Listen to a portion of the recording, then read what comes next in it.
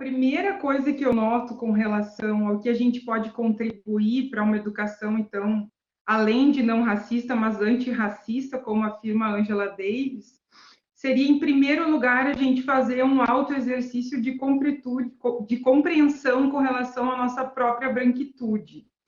A nossa formação, independente da área de conhecimento, ela ainda é masculinista, branca, eurocêntrica. Então, eu vou ter, historicamente, silenciamento de muitas vozes, tanto na história da filosofia quanto da literatura, em todas as áreas. Quando eu saio de uma universidade com essa formação, é possível que eu replique essa visão de mundo dentro de uma sala de aula, né? O Frantz Fanon tem uma frase que eu gosto muito, que diz: a gente precisa imaginar um futuro negro. Imaginar um futuro negro significa eu trazer referências para os meus estudantes, né? Principalmente pensando nos meus estudantes negros e negras, que viabilizem, então, o conhecimento dessas vozes que historicamente foram silenciadas. Então, como educadora branca, como alguém que se vê como aliada, né, não como protagonista dessa luta, eu me coloquei, me propus me colocar num lugar de estudo, né? Porque todo educador é também um estudante. Então, eu abandonei a filosofia alemã até o meu mestrado, eu estudava um filósofo alemão, né? Por intermédio, eu sempre falo dela, da Débora Fagundes, né? Que foi a menina lá com 11 anos no Marista que me questionou quando a gente ia, então, estudar algum filósofo, alguma filósofa negra. E eu não tinha estudado nenhum, né? Não conhecia nenhum, entrei em profunda crise existencial, né? Cheguei em casa, conversei com uma colega, olha, ela já estava estudando autoras negras. Mônica, existem muitos autores e autoras que eu não vi na minha graduação, nem no meu mestrado. Então, eu fui estudar.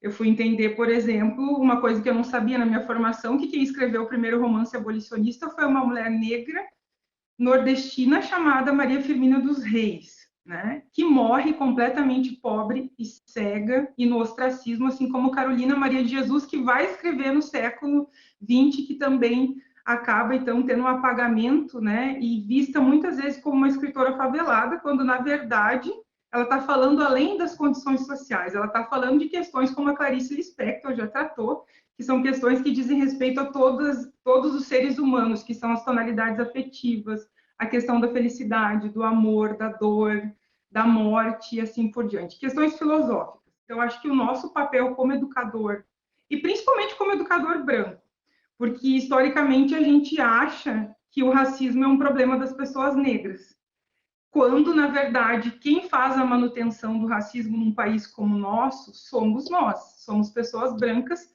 beneficiárias diretamente daquilo que a gente aprende, que é o racismo estrutural, né? É claro que nós temos que falar sobre escravidão, é claro que nós temos que falar sobre a questão da colonização, mas quando a gente fala sobre isso, a gente precisa deixar muito claro em sala de aula que existe uma produção que é acadêmica, que é cultural, que é científica, que foi feito desde sempre pela população negra. Porque quando eu falo de população negra, a gente está falando historicamente de sujeitos que resistiram. E isso não tem a ver com ideologia política A ou B, isso tem a ver com se reconhecer enquanto ser humano, né? Como o mundo é projetado para os brancos, é muito difícil, por causa desse pacto narcisístico, a gente identificar as outras pessoas que não são da etnia branca, raça branca como a gente, como sendo seres humanos. Isso faz com que algumas pessoas digam assim, brancas, né? Eu não sou racista. Nós temos um país fundado no racismo, né? Nós temos um país que foi um dos últimos a abolir a escravidão. Mesmo a gente tendo a questão do colorismo no Brasil, né, que são pessoas com a pele mais clara, pessoas com a pele mais escura. Quanto mais escura a pele, a gente sabe que mais violências e dificuldades essas pessoas irão ter. De modo algum, isso significa dizer, mas aquela pessoa branca, pobre, né, ela também não teve dificuldade. Claro que uma pessoa branca pobre tem dificuldade. Ela não teve mais o agravante, que é o agravante da etnia, que fecha muitas portas ainda para a gente. Várias situações de pessoas negras que perdem emprego em função do seu cabelo, do cabelo black, de se posicionar em redes sociais, de ter um posicionamento político, e isso não ocorre com pessoas brancas, né? Eu já tive meu cabelo azul, branco, verde, eu nunca perdi o emprego por isso. e a marcação da raça como algo diminuído e ruim foi feito por pessoas brancas. Então, a gente precisa, enquanto educador, enquanto pessoas brancas, entender que o problema do racismo são daqueles que criaram ele e que mantêm os privilégios diante dele.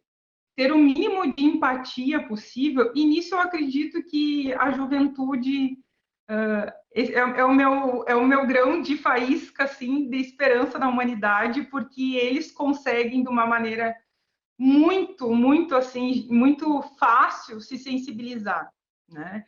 A questão de sensibilizar, de ir além da questão da culpa branca, né? Ficar na culpa branca, eu sou, ai meu Deus, então eu tenho sangue da escravidão nas mãos? Tem, enquanto branco você tem nascido no Brasil. Mas o que eu faço depois disso, né? Para onde eu vou? Mas a grande questão é que a gente precisa viabilizar oportunidades para as pessoas que historicamente não tiveram elas.